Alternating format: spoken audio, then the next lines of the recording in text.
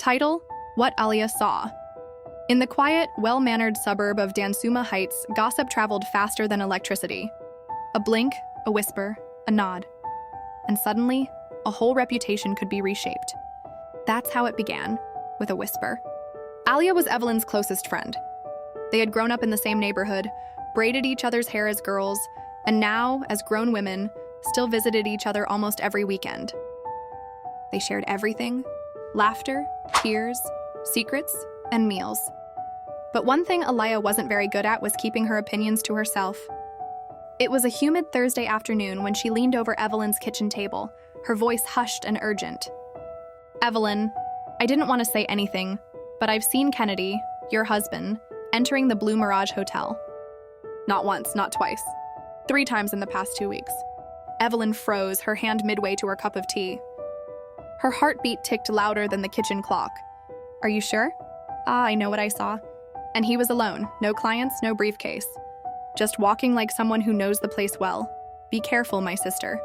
Alia shook her head solemnly, taking a dramatic sip of her drink.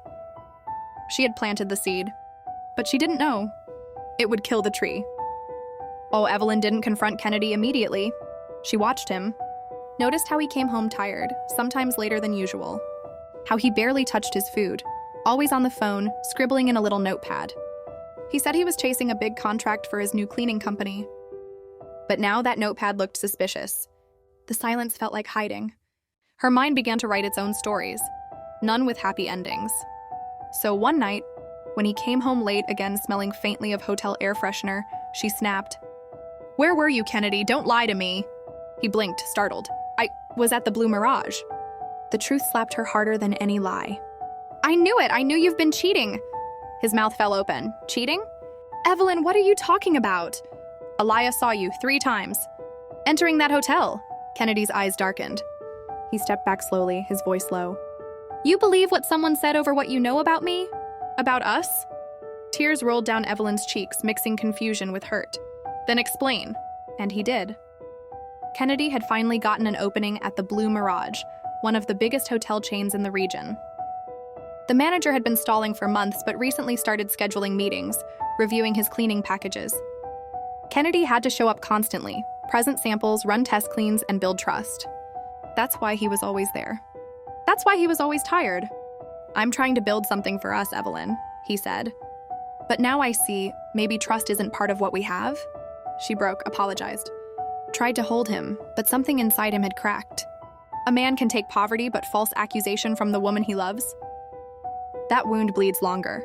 He didn't come home the next night. Or the next. Evelyn called, texted, waited, nothing. And then the worst came. The hotel posted on their website a glowing announcement. "Welcome our newest facilities partner, Crystal Spark Cleaning Services, owned by the diligent Mr. Kennedy Owusu. 5 hotels, full contract." A dream fulfilled. Evelyn stared at the screen, feeling sick. She had let one woman's suspicion ruin a man's dignity. That Sunday, Alia came by smiling, unaware of the storm. Evelyn opened the door, her face pale and hard. "You didn't just plant doubt.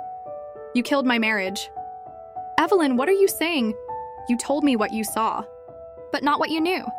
You thought you were protecting me, but all you gave me was poison." Alia never entered that house again.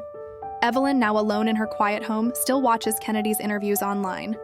She smiles when she hears him speak, his voice still gentle, still calm. But now it's a voice that no longer comes home. Ken went home to reunite with Evelyn after the contract, and they avoided third parties in their marriage. Because sometimes one careless word can tear down what love spent years building. Moral: not everything that looks suspicious is scandal. Not every friend's warning is wisdom. And above all, never let someone else's vision blind your own.